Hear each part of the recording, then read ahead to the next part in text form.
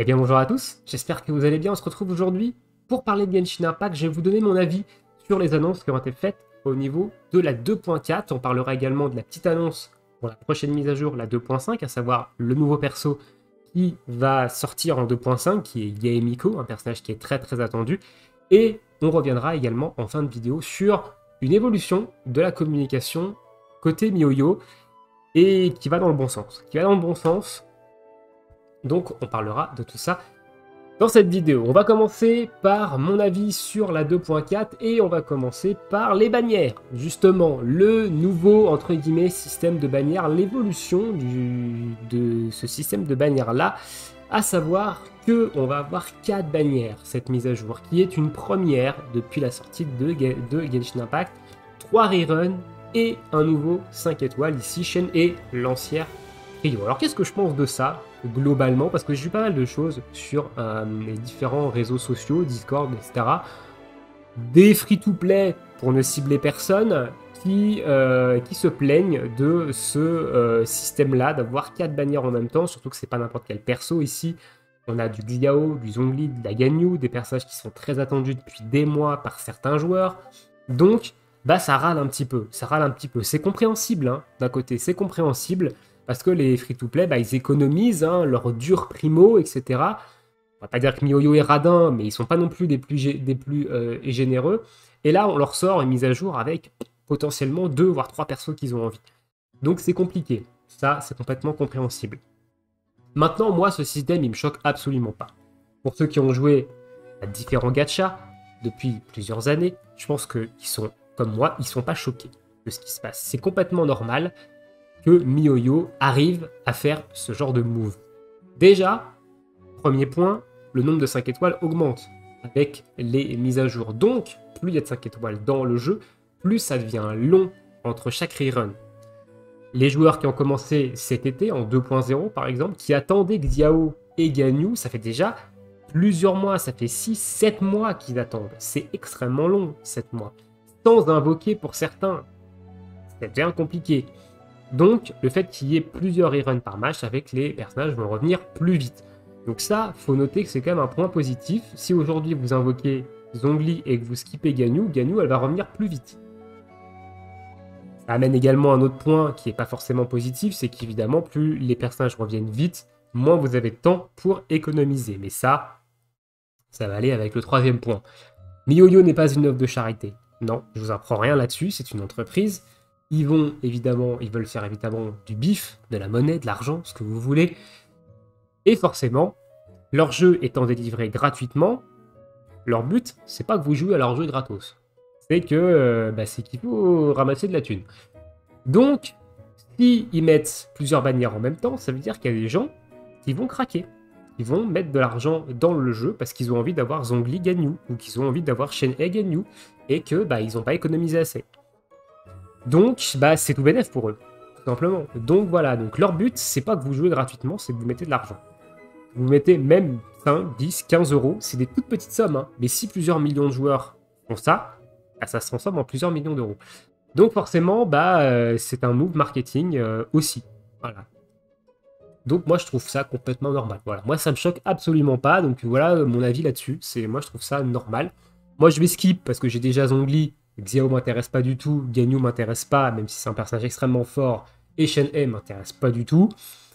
Peut-être que je ferai quelques petites invocations pour essayer de choper Yujin, qui peut être intéressante avec Yoimiya par exemple, ou alors est-ce que j'attendrai tout simplement de la sélectionner dans l'événement avec le 4 étoiles offert.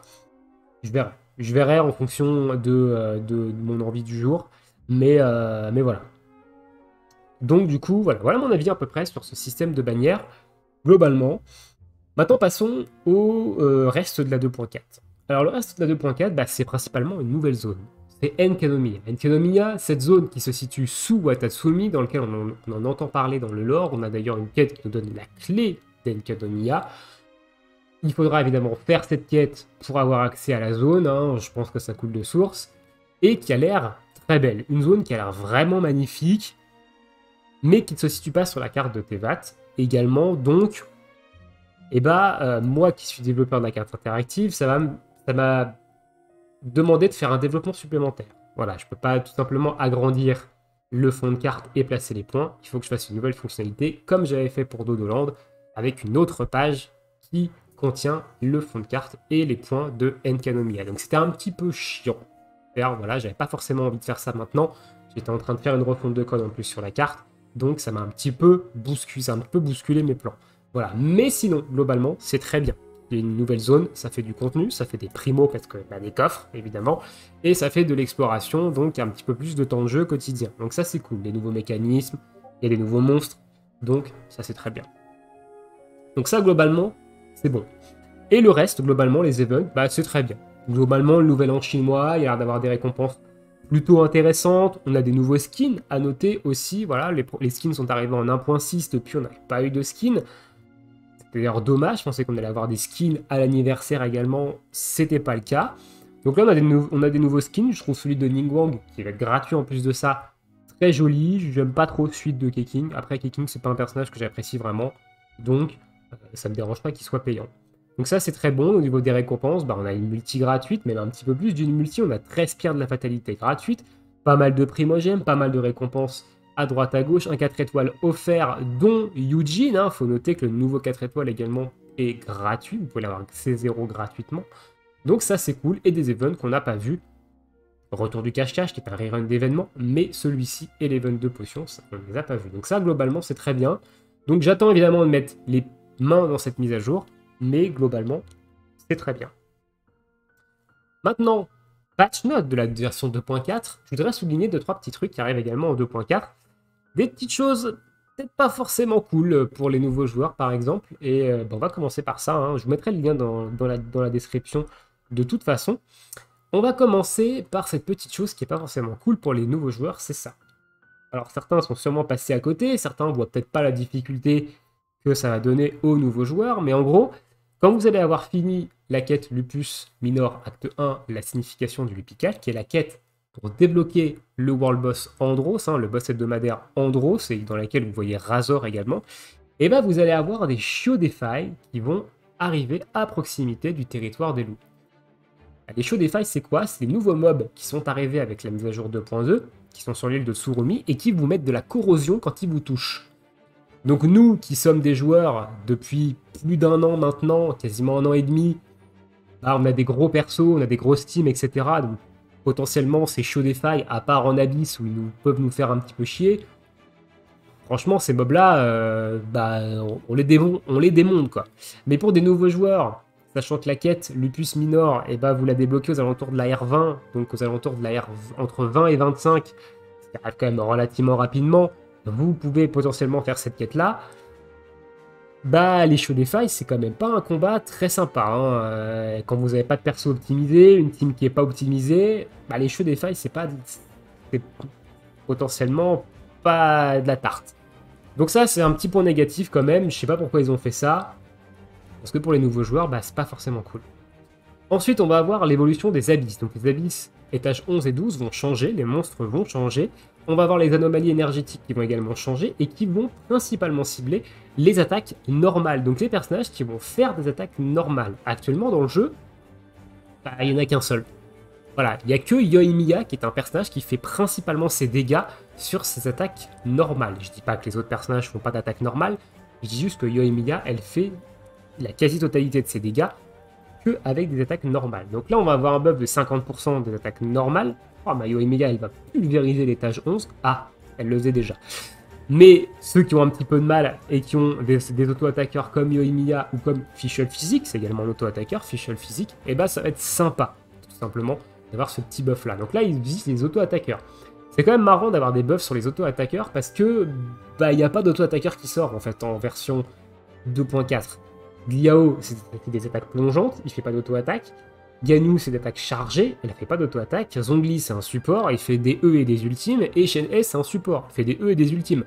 Donc, pourquoi un buff sur les auto-attaques?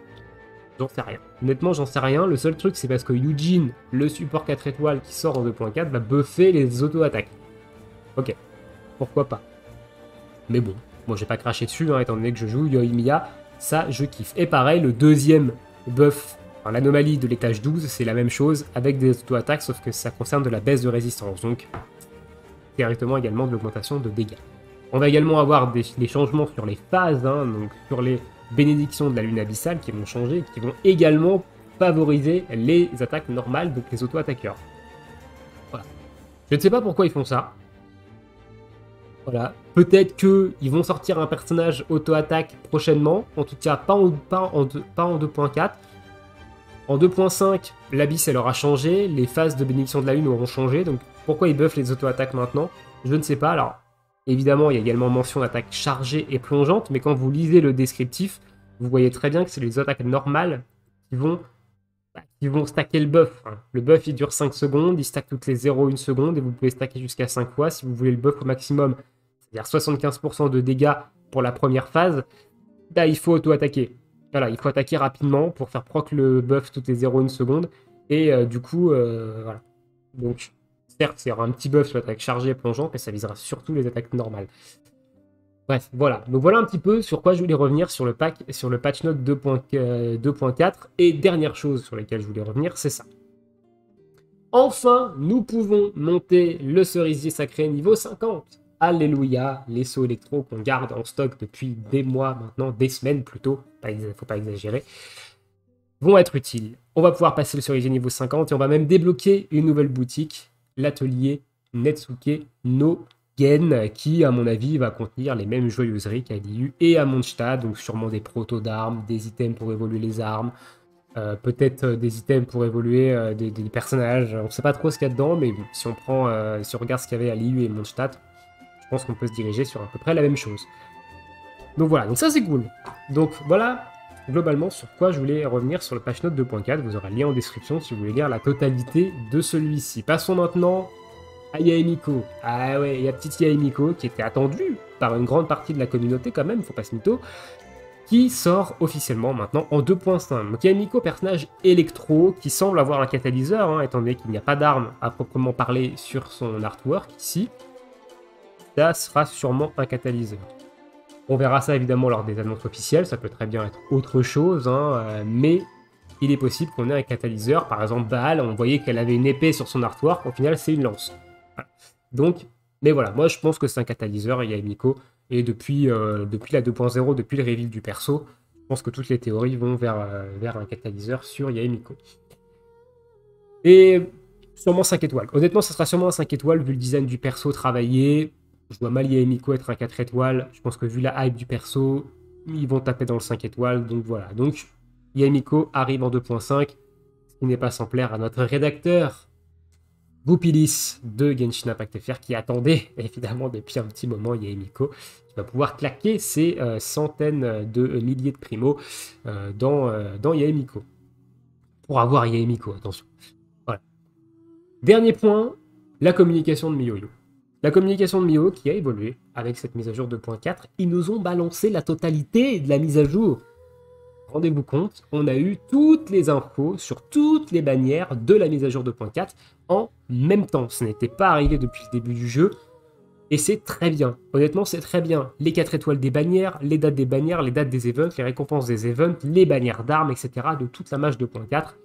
C'est excellent. C'est très très bien ce qu'ils ont fait là. J'espère qu'ils vont faire la même chose en 2.5 et qu'ils vont continuer leur communication dans ce sens-là parce que c'est très bien. Je trouve ça très bien d'annoncer tout le contenu du mage d'un coup. Je trouvais ça un petit peu débile de scinder en deux, sachant qu'au live reveal, ils montraient tout. Voilà. Là, c'est très bien. Donc voilà. Donc j'espère qu'ils vont continuer comme ça, qu'ils vont augmenter, qu'ils vont améliorer leur communication. Ça serait cool. Écoutez, sur ce, et ben on va se laisser là pour cette petite vidéo sur Genshin Impact et la 2.4. Dites-moi vous dans l'espace commentaire ce que vous pensez de cette mise à jour 2.4. Est-ce que vous comptez invoquer sur une des bannières ou pas? Personnellement, ça va être du skip partout. Voilà, peut-être que j'invoquerai un petit peu sur la bannière de Shenhe pour taper du 4 étoiles, surtout de la Yujin, si je peux taper un C1, C2, à voir ce que font ces constellations. Mais voilà, pour voir un petit peu, sinon j'attendrai évidemment qu'elle soit un personnage gratuit dans l'événement du Festival des Lanternes, parce que Shenhe m'intéresse pas. J'aurais pas envie de la dropper par inadvertance. Donc, écoutez, je vous souhaite à tous une très bonne journée, une très bonne soirée. Bon jeu, et à bientôt pour une prochaine vidéo. Ciao, ciao tout le monde.